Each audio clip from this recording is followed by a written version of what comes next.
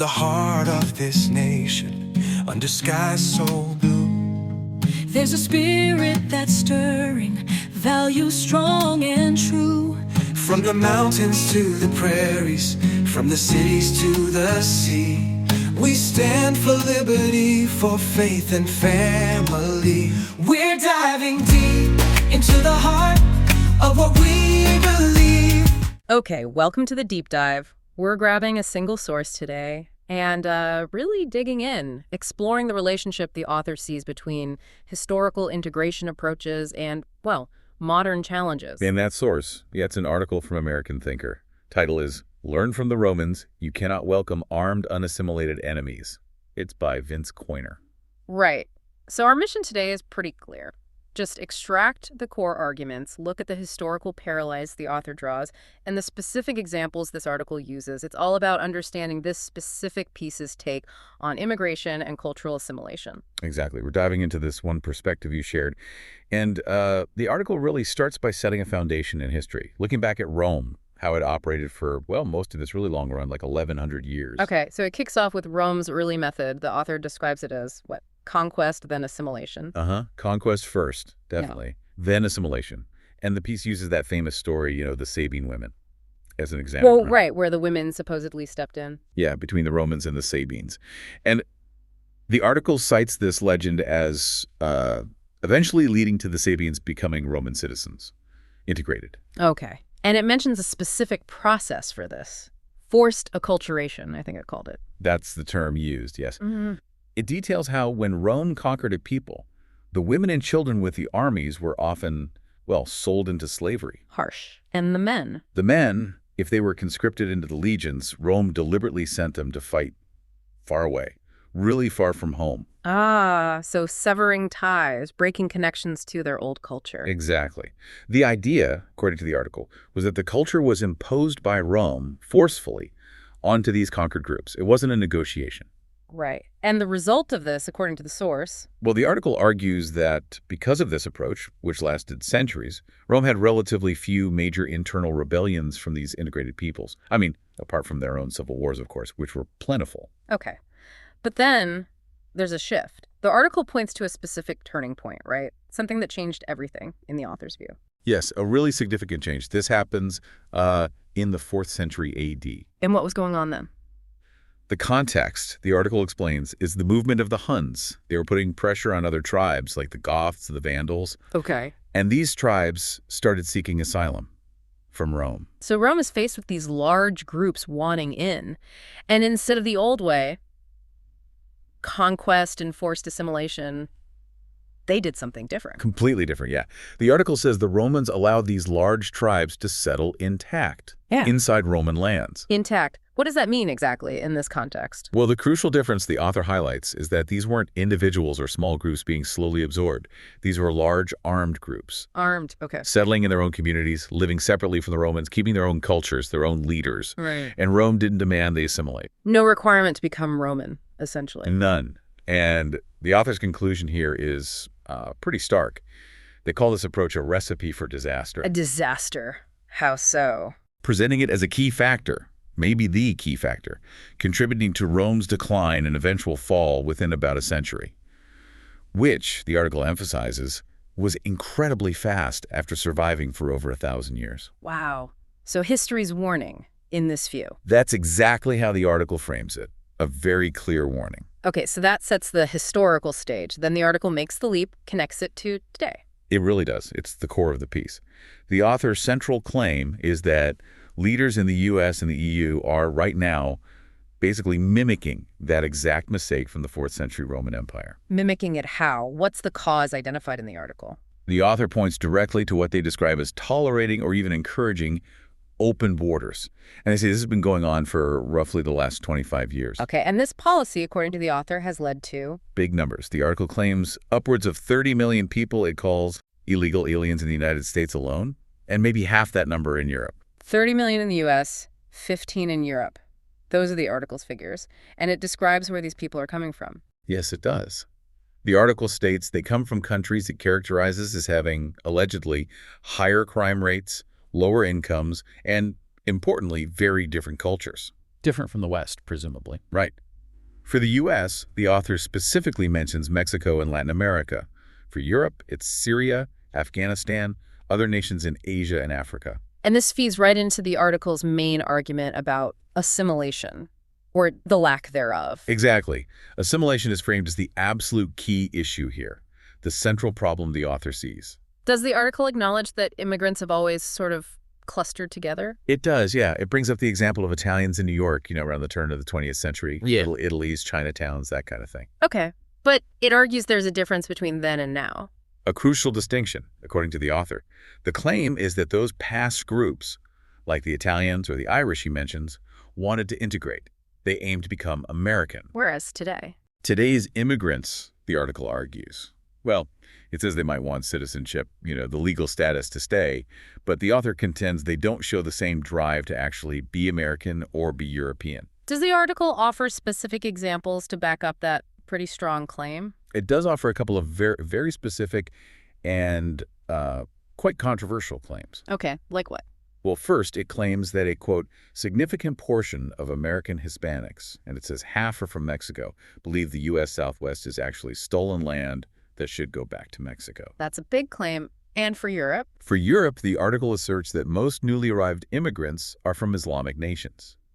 And it claims their primary allegiance isn't to their new countries, but in the author's view, to Islam itself. Okay, so allegiance and desire to integrate are questioned, and this connects to another point the article makes about shared values. Yes, fundamental values. The author argues that for any society to work, especially a complex Western one, you absolutely need core fundamental values that the vast majority of people actually share and believe in. What kind of values are we talking about? Does the author list them? They give examples, yeah. Things typically associated with the West: free speech, freedom of religion, individual rights, private property. The usual suspects. Pretty much. Though the author does add a little note that these weren't always core Western values throughout history, but argues they are now, or were until very recently. Okay. And the problem, according to the article, arises when large groups don't share these fundamental values. How is that different from, say, normal political disagreements, like Democrats and Republicans disagreeing? The article draws a sharp line there. It argues internal political squabbles are one thing, but it's fundamentally different and much more dangerous, it claims, when you have a large group, a sort of competing power within the nation, that allegedly wants to do things like split off territory. Like the claim about the U.S. Southwest. Right, or impose something like Sharia law, which the author presents as being in direct conflict with those Western values like individual rights. The argument is that these deep value differences just stop a nation from functioning properly. So the article is laying out this theoretical framework. Does it then point to real-world events as proof? As evidence of these clashes? It does try to connect it to recent events, yes. It uses these as evidence for the problems it's describing. Okay, what examples does it give for Europe? In Europe, it specifically mentions large pro-Hamas demonstrations over the last couple of years. And it notes that some of these, according to the article, turned violent. And for the United States? For the U.S., the article points to incidents that happened after Donald Trump tried to increase deportations. It cites alleged violence against ICE agents and riots in California. Does it give details on those riots? Yeah, the piece mentions specifics like law enforcement supposedly being attacked with rocks, bottles, even incendiaries, cars set on fire, stores looted, and it even claims the LAPD headquarters was attacked. Okay. And the article's interpretation of these events, are they just seen as isolated incidents? No, definitely not. They're presented as much more than that. As symbols of a bigger fissure, is the phrase used. The article suggests these events indicate that the people it terms illegals and their predecessors have a deeper aim to fundamentally change the countries they've moved to. Right. So let's circle back to that Roman comparison one more time, but maybe flip the perspective. Instead of Rome invading, we're talking about modern nations welcoming. Exactly. The article contrasts Rome's old way invading, imposing its culture, often facing local resistance, with how it portrays modern Western leaders. And how does it portray them? It uses some pretty strong language, characterizes them as worshiping at the altar of guilt. Welcoming, it says, millions from vastly different cultures without demanding they assimilate.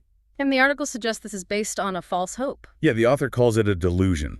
The idea that just providing aid, shelter, food, phones, things like that, will somehow automatically lead to these newcomers assimilating and respecting the host culture. The article concludes this isn't happening. Quite the opposite, according to the author. The conclusion drawn is that immigrants have largely failed to assimilate, and then it makes the very strong claim that many have actually attacked the very people and culture that welcome them. Wow, okay.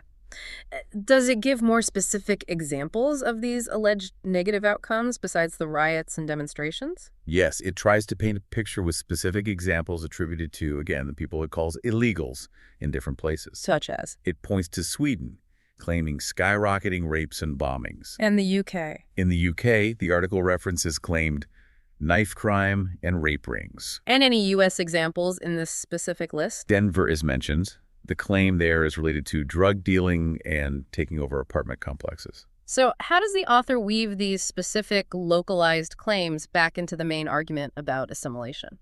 The article uses these examples to argue that it's clear immigrants, or at least the ones causing these problems, see their new countries as, quote, fertile ground to be exploited. Exploited, not joined. Right. With, as the author puts it, no intention of assimilating. And then it throws out a rhetorical question. Bitches. Basically, if a nation doesn't care enough about its own citizens and culture to protect them, why should anyone else?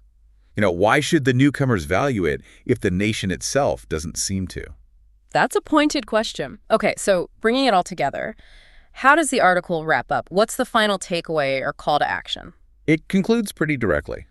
The author claims that America now has a leader, specifically naming Donald Trump, who supposedly understands the danger the article has been describing. And is doing something about it. And is taking action to address it. Yes, that's the claim. And what about Europe?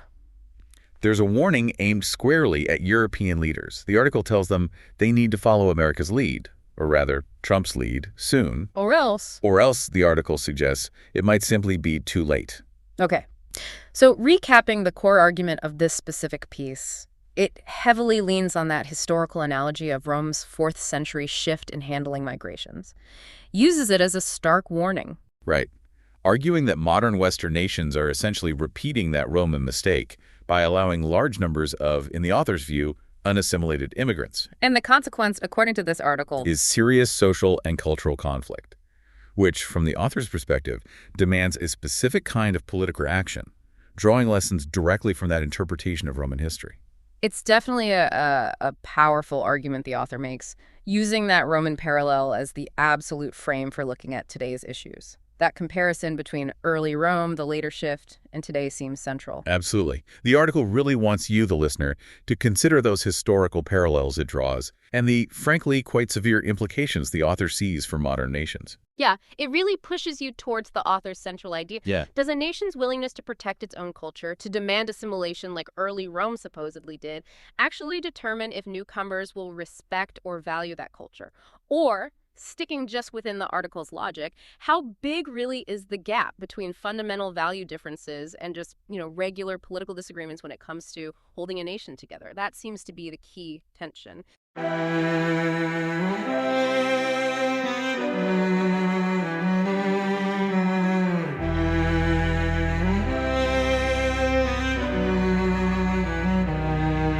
In the heart of this nation, under skies so blue, there's a spirit that's stirring, values strong and true.